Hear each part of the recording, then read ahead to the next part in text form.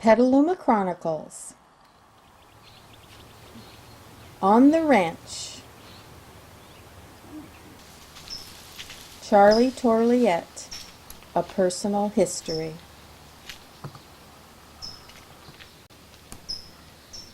My name is Charles Peter Torliatt, and I was born in 1919, March the 1st, and I'm now 80. And I'm going to tell you a story how I happen to be living out on 97 Pepper Lane now.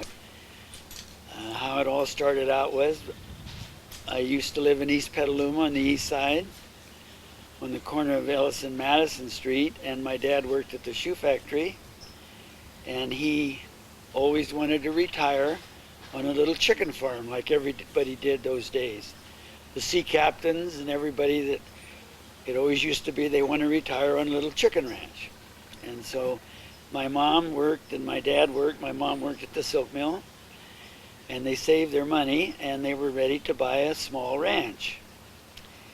So they looked at about 4 or 5 that went over by the old adobe. I remember one out in Pengrove and one on Redwood Highway. And anyway, in the paper, there was a little square ad about 3 by 4 inches, and it said 10 acres for sale out in Liberty District. And it had the real estate man's name. So my dad thought, well, maybe I'll call him up and give him a call. And we didn't have a telephone. We had to use the neighbor's phone. And anyway, he came over, and so he told my mom and dad that he'd take him out the next Sunday. So the realtor came the next Sunday, and he took us, all of us, and we came out to this place out here.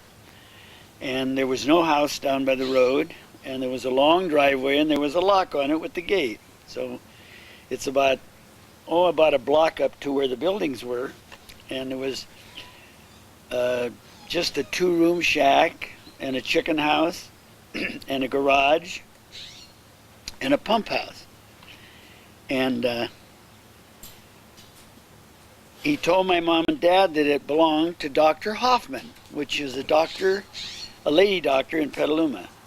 And he said that this was her getaway ranch. She used to come in on the weekends and out here all by herself, and it didn't have a toilet, it had an outhouse, and she would stay here, and then it was closed up the rest of the week. And the whole ranch was all orchard, even up where our house is now and my garden space and the fields. They were all orchards, solid Gravensteins. And so anyway, they looked it over, but there was no house, so they would have to buy the property, and the property was $3,500 for the 10 acres. And that was what it had: a pump, and it had a well, and the buildings I just told you about. So anyway, my mom and dad thought it over, and so they went ahead and bought it. And my dad came out, and my Uncle Jimmy was just going to get married, and he didn't have a place to live, and so my mom and dad and his future wife all papered the building up there and made it a nice, livable little 2-room building.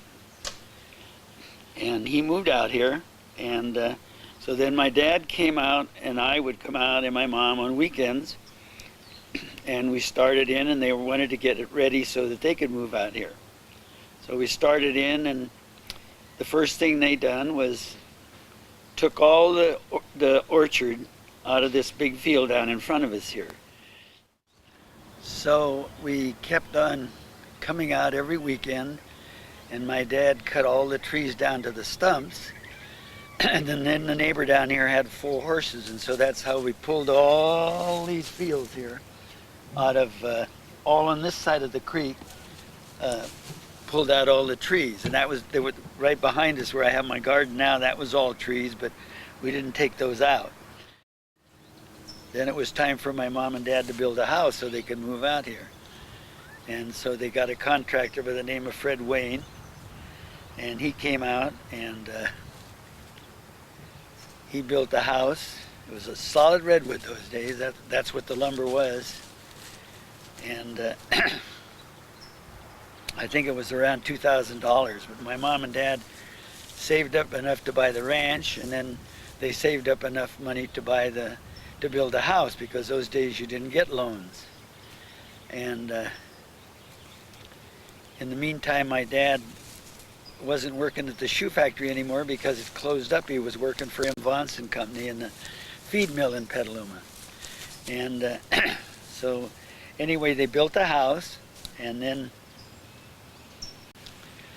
in 1934, we moved out here. And the house was brand new. They were still doing some painting inside, and the place we had over in East Petaluma, why my dad put it up for sale. And the Giacomini's that lived right across the street from us, that I was raised with, why the oldest boy, Fred, he bought the place. So that gave my mom and dad a little more padding of money, and so it was a time when there wasn't many jobs, so Fred Wayne built our first chicken house up there. Now that's all redwood tongue and groove and redwood flooring, all solid redwood. And I think it cost my dad $300 for the chicken house, and he built it for $50. I remember that.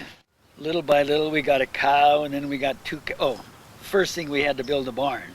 And so we built a barn down there just like that one, but that isn't the one. And we had about, I guess it was 5 cows we had, and we were hand milking, of course, and it had a dirt floor inside. And my dad came home one afternoon about 6 o'clock, and I was up sharpening a hoe up in the little pump house, and he said, "Oh my God, the barn's on fire." We raised our hay here, and it was a spontaneous combustion. And I went down and he tried to keep me away, but I run in the barn and saved all the pitchforks and all the harness we had for the horse, because we had a horse that we used to do all the plowing and the work around here. I remember I took it out and laid it on the ground. Then the Katati and Two Rock Fire Department came. So then probably about 4 or 5 months, we used to milk the cows outside, then tie them to the fence. And finally my dad decided that it was time. He had enough money to build another barn, and that's the barn that's down there now. It has one wing on it, and the main part of the barn, when he built it. And my Uncle Bill came out, and my Uncle Jimmy came out, and they'd come out on the weekends, and we'd all work on it. And got it all up. And so then at the meantime, I was taking agriculture in at Petaluma High School, which was FFA, and I had a couple of little calves that were project, and I had farm mechanics, and so the high school had a cement mixer, and the farm mechanics, I got an extra credit for helping, and everybody helping, putting in a cement floor in the whole barn. And I thought that was pretty nice. And my dad did too. And my dad got quite a few chickens, and he had about 9 or 10 cows, I guess. So he got a working man, because I had graduated from high school and had a job up in Santa Rosa at Pedersen Furniture Company. Then World War II came along, and I was drafted into the service, and I had quit my job there and got married and went to Mare Island, and was working there, and I was drafted into the service. And so of course I had no contact with the ranch then, but when I was at Mare Island, we used to come up. My wife Althea is from Petaluma too, and we used to come up every weekend, and I'd come out here and work, and I at least got to help them a little bit that way, and Althea got to see her folks and her family. This would probably be a good spot. This was all apple trees, and the shack was over there, and there was apple trees around that, and all over here, and where my garden space is down here. But now these we pulled out later on after we moved to the place. Most of these in here came out when my dad first retired. He could do the work with my mom because the both of them worked together. and he retired, and then I got out of the service, and I used to come and help him all the time. And I went back to Merrill Island for about 1 year, and then I moved to Alameda because I took an apprenticeship up as an air mech general down at Alameda Naval Air Station as a civilian. And in the meantime, my dad had a going business here, and he had built it up. He had about 15 cows, and he had about 3,000 chickens. And then when I was down at Alameda Naval Air, we bought a house in San Leandro, and just before I got through my apprenticeship, we always had 2 weeks off at Christmas time, and I was home for 2 days, and the highway patrol pulled up in front of our house, and I thought, uh-oh, what did I do wrong now? And he told us that my mom had had a heart attack and passed away right on Kentucky Street in Petaluma. So my dad gave me a choice. He said, well, you either come up here and run the ranch, he said, or he said, I'm going to sell it. Because he said, I can't live there without your mother. Anyway, we decided. I was in the Naval Air Reserve down in Alameda, and I had to get out of that. Luckily, I got out of it because when I got a discharge about 2 months later, the Korean War broke out. And the squadron I was in was one of the first ones that went on a carrier over to Korea. So I got a break there.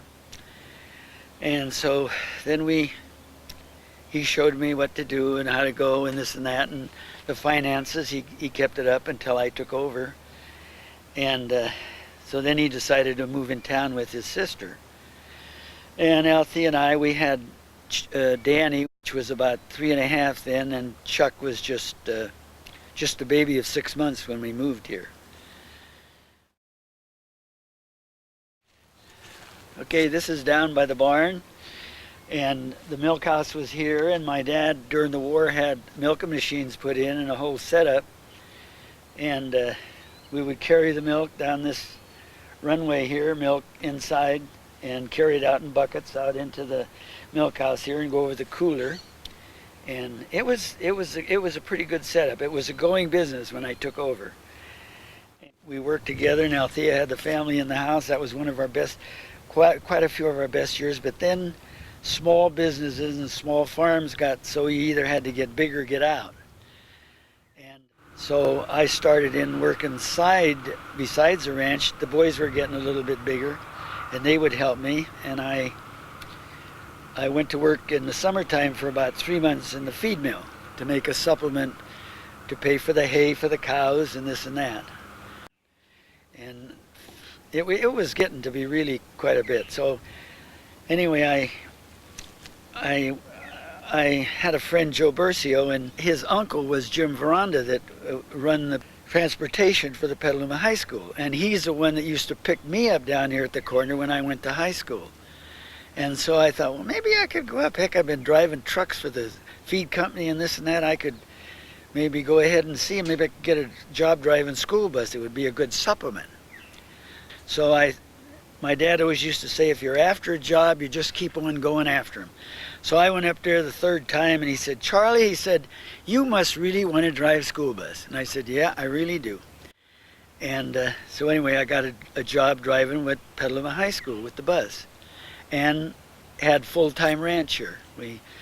And it was fine. I would get through, and I'd drive in the morning at 7 o'clock and be through at about 8:45, and I'd come home and work on the barn. In the meantime, my 2 boys, Dan and Chuck, were big enough that they would milk the cows, and then I would come back and clean up and everything, and they'd put them out on the pasture, and before I went to the bus, I would feed the chickens their wet mash, and so that it all worked out real good.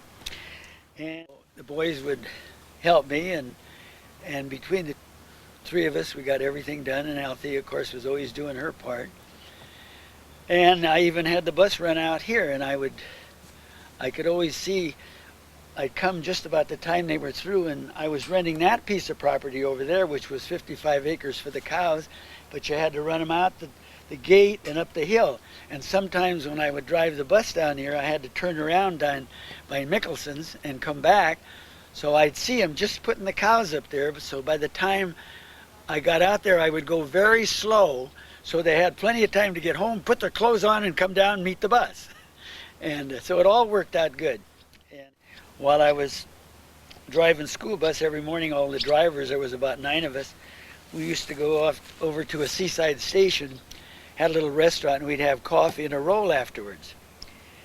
And how that happened was I met the postmaster, and he said, I have a summer job here at the post office. He says, it may lead into a steady job. I'm not guaranteeing you anything, but he says, if you want to come to work, he says, see how it is. He said, I can hire you. It's a temporary.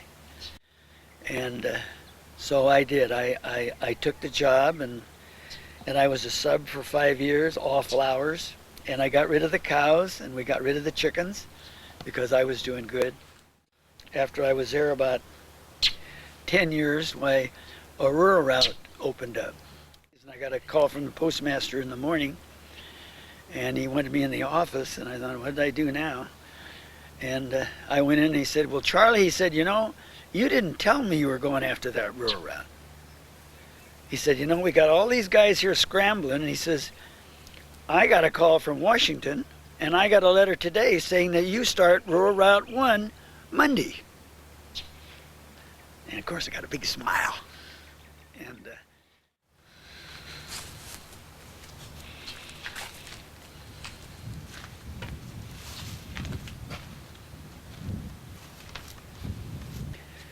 okay, this is the inside of the barn that my dad built, and then during the war when I was overseas, he built that other wing on the other side there, and this is the stanchions and stanchions on the other side, and we got up to about 30 cows that we milked, and this is the same barn that we had then. And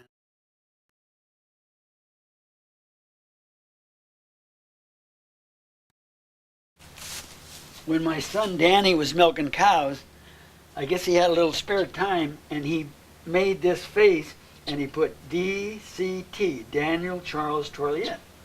Anyway, but it's still there.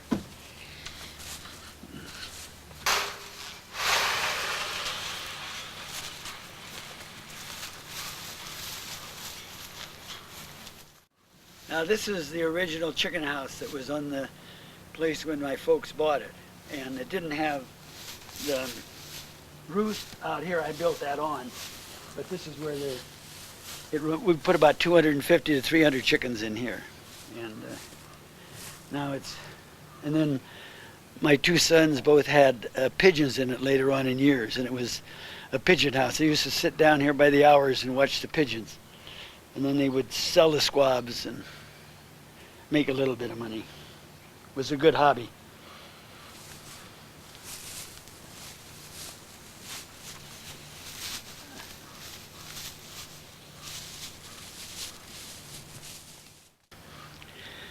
The small chicken man is all over in Petaluma now. You have to have about 500,000 birds in order to make a living.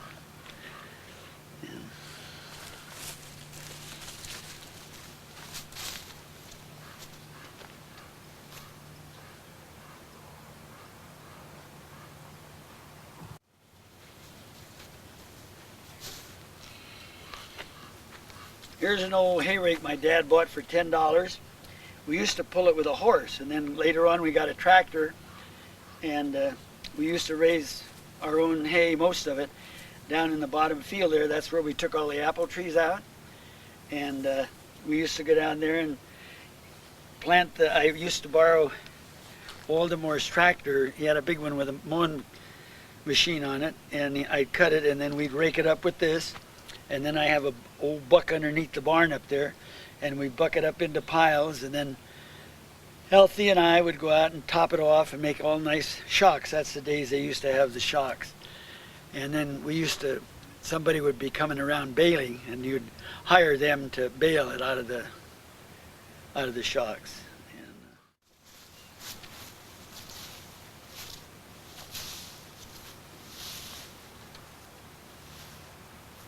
It holds 5 cows in the milking machine pipes were all in there, and he milked 5 here, and then we milked about 15 over here and 15 on the other side. About 30, 35 altogether. That's when you could, that was grade B, it wasn't grade A milk. And you could, between the chickens and the cows, well, you made a pretty good living.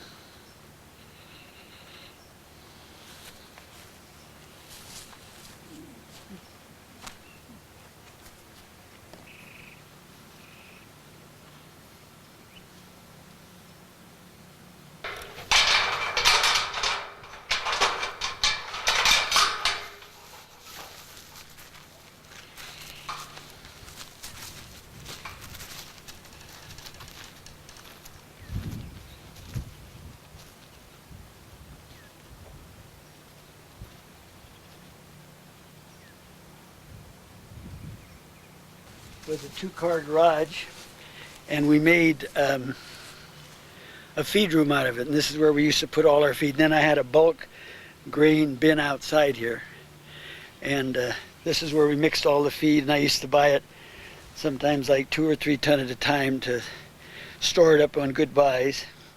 And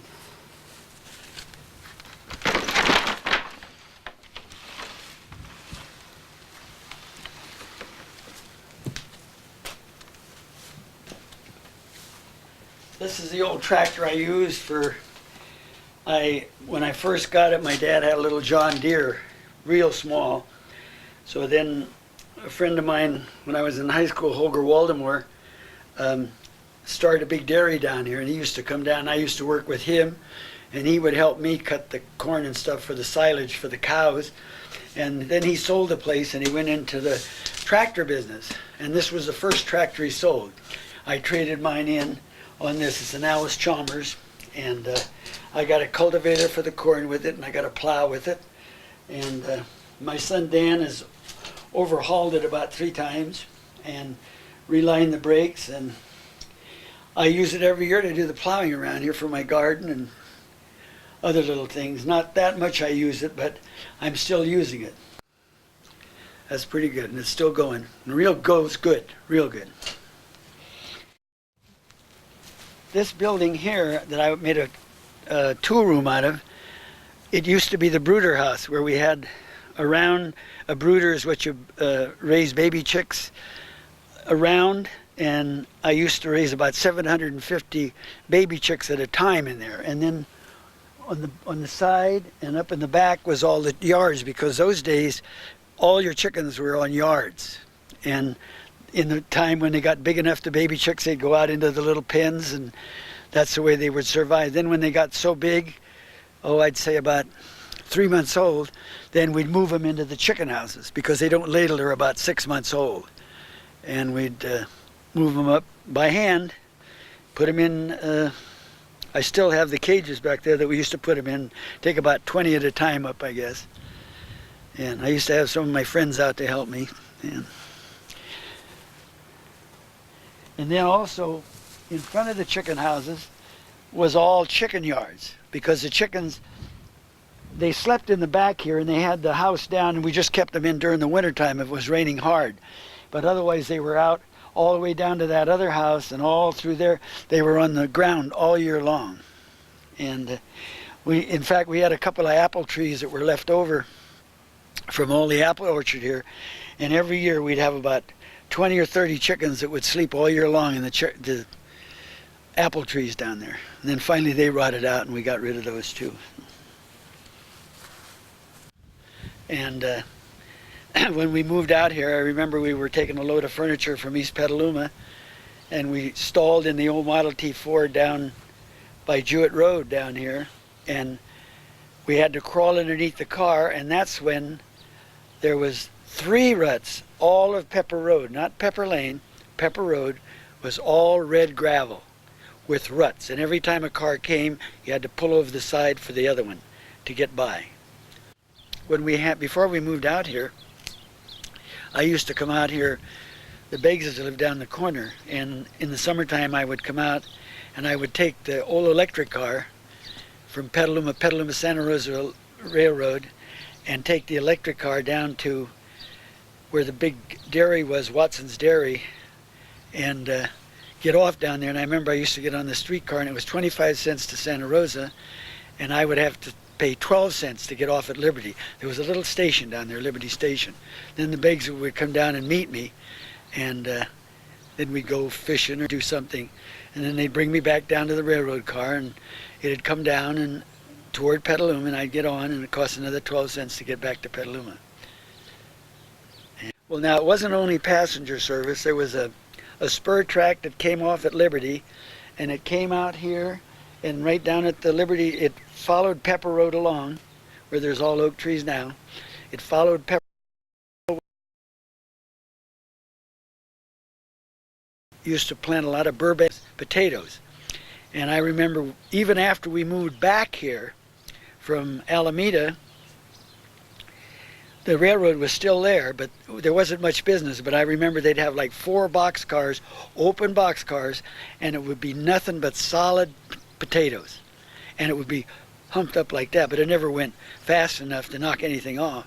And I remember we used to go down there and watch them, and they'd come by. It was an old electric car engine. It wasn't Southern Pacific or anything. And then they'd take it into town, and it would go down to the old Steamer Gold, and they'd put them on the Steamer Gold and take them to San Francisco. Or they would put them on boxcars and take them to Sacramento or wherever it was. Yeah, this bottom field was all apple trees, and we pulled them out, and in the early 30s, my dad used to plant this whole thing into tomatoes. And this is good soil. It used to be a nursery, pepper nursery, and we never watered them, just cultivated them. If you keep the sand loose on the top, it doesn't lose the moisture.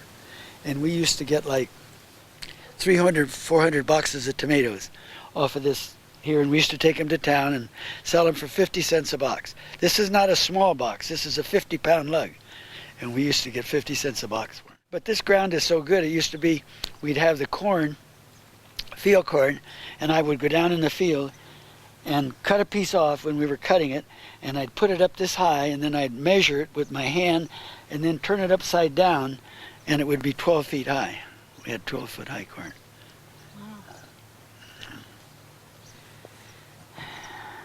So that's the story.